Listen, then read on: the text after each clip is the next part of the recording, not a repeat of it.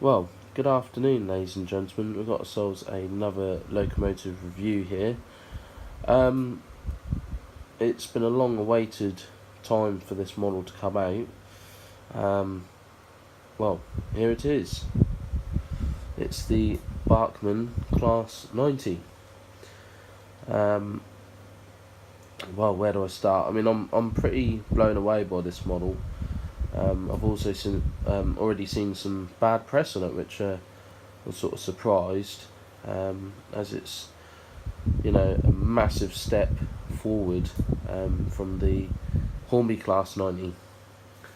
So Bachmann's took a bit of a gamble here. They've took on a model that Hornby has failed to ever update. Sort of missed opportunity. So here it is. Okay, so obviously as you can see, it's in Intercity colours. They were introduced in, very early 1988, I believe. They were to replace the aging Class 85s and allow the Class 86s to go to East Anglia. You have to excuse me, I'm a little bit unwell, unfortunately. So that they ordered, I can't remember how many was produced now, to go on passenger, freight, parcels, in service. So you'd obviously see them in this colour, the rail freight grey, which I also think is really quite nice, and the red res colours, the parcel colours. Okay, so first impressions of the model, I'm really impressed with it. I think it's fantastic. It looks great. It ticks all the right boxes for me anyway. I live in East Anglia, so I still sort of see these Class 90s thundering between Norwich and London, and I think they're marvellous things. Push and pull. Behind we've got Oxford Mark III. I've bought 6 of them over the last sort of maybe a year they've been out now. I can't remember. I've got 6 coaches. I thought that was enough. 3 standard, 1 restaurant, and 2 first class, and Hornby's Intercity DVT. Luckily, I got the DVT to go with the 90, which is now a very collectible item, which seems to fetch stupid money. So anyway, getting back to the Class 90. So first impressions, I think it's great. So I paid £152 for this from my local model shop. Now, I'm a little bit disappointed straight away because I bought the model and you have to buy the Bachmann special MTC chip.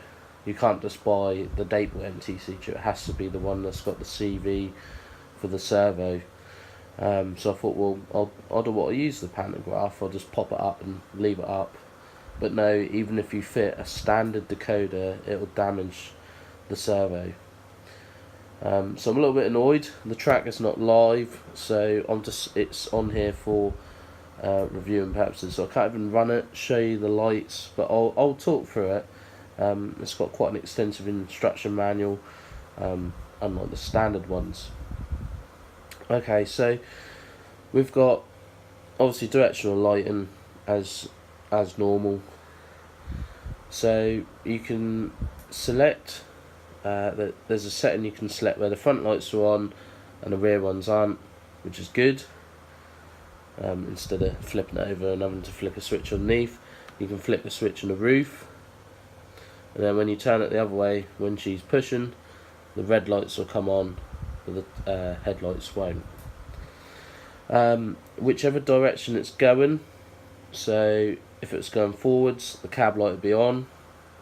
I think you can turn the cab light on and off anyway, but if you wanted to drive with it on, only the front cab or the driving cab forwards would be illuminated. And obviously if it was pushing, the tail lights would be on and no cab light at all. You can also, on the headlights, flip between day and night. which I also think is a very nice touch. I think they've gone quite all out with this. So to access the chip that's in the top, in that panel there,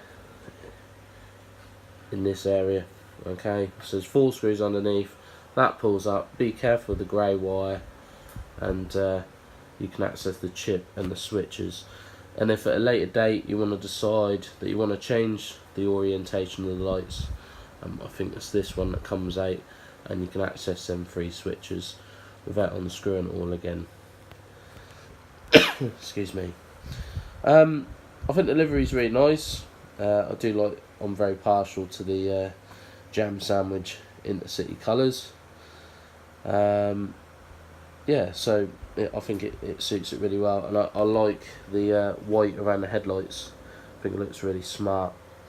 This grille here, you can see through it, you probably won't see in the video, maybe just, that's where the horns are. So you've got this bar here in the middle, that's for push and pull with the coaches.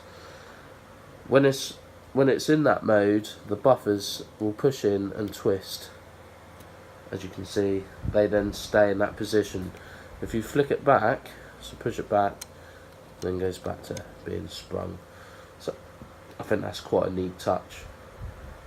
It's got quite good cab detail. You might be able to see a little bit in there, possibly. Can you see? Yeah, only a little bit. So it's got some cab detail, which is quite nice. Nicely applied fleet number or running number on the front corner. We've got the swallow here, separate from the Intercity, due to the grills. So we've got nice detail down the side, lovely bogie detail. This is probably how it looked when it sort of left the production line. This would have been a delivered locomotive. So we're moving to the middle. I've just got to move a chair. So we've got some nice underbody detail, lots of warning labels. What all these things do, I don't really know, but it looks good anyway. Okay, so you've got a nice crisp Intercity letter in there. Detail on the top, you've got these aerials, so be careful when you turn it over. And you've got the fleet number applied to the roof, which I've never ever noticed before, which is very strange. Why it's on the roof, I do not know. And again, it's down there. Okay, so looking at the pantograph, quite an interesting thing. Looks really good. Unfortunately, I can't do the servo movement here due to, well, we know why, because I haven't got the chip. It clips down, so if you do want to use the servo, I think you have to unclip it first before you can do anything with it. I think it looks really good. There's been some criticism that it's not quite the right shape, the arms are not the right length, but I mean, you know, it's a model, it's not the real thing, and to me, I think it looks superb. So it is what it is. Okay, the name of the model is locomotive is Financial Times. I believe it's been called that since it was new. I don't think it's called that now. I'm pretty sure it's a greater angular locomotive now anyway.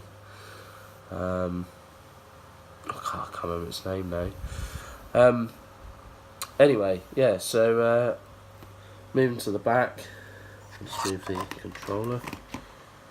Okay, so same as the other end, and that's it really. I'm a bit annoyed I can't run it. Here it is with the Oxford Mark III. The lines sort of match up, but the colour is still not correct on that Mark III, is it? And the coupling distances, you get a bus through there. So, but we'll sort that anyway. So overall, the model is really nice. I'm definitely happy with it.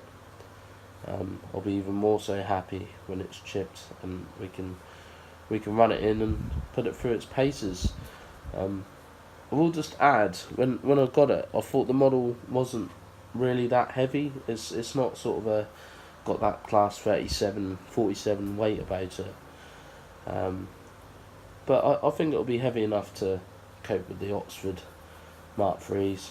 So, and hopefully we can do some videos of it pushing and pulling the Mark IIIs and the DVT. I hope this review is helpful to you. I can't say whether you should buy one or not because I don't know what it runs like. But if you're looking at it for a display purpose, you know, it looks fantastic. So anyway, I'm going to leave it there for now.